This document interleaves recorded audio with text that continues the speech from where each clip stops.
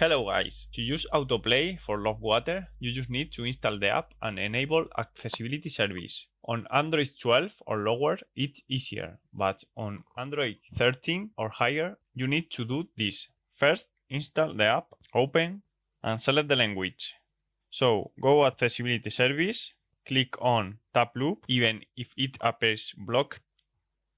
If not appear blocked, you get lucky, and then go back. Open the app info, you need to search tap loop here, and tap the three dots and enable restricted settings.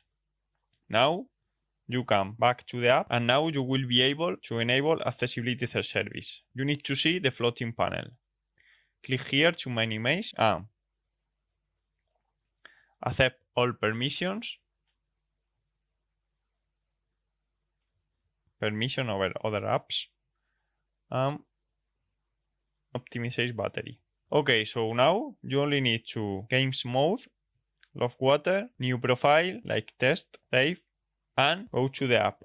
It's better put the floating panel here and press on the CPU icon. And now minimize and start playing auto. It will automatically calibrate the game and start playing. So as you see, I'm going to put with more speed. So that's all.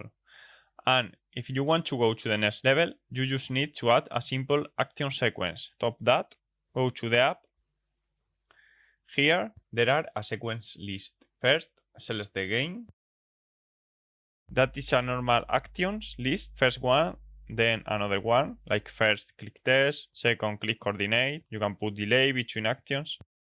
On that case, go to global sentinels and every 5 seconds are going to check and make the actions that you put here. So use click coordinate, select that coordinate and that color and put here only the coordinate. And to make that only when that buttons are present, you need to see that green color on that coordinate. So precondition, put that, and that means in that coordinate, that color, that green color. So you can save the complete configuration and now click and start both, and now every 5 seconds when it see the green color at that coordinate, auto click on that.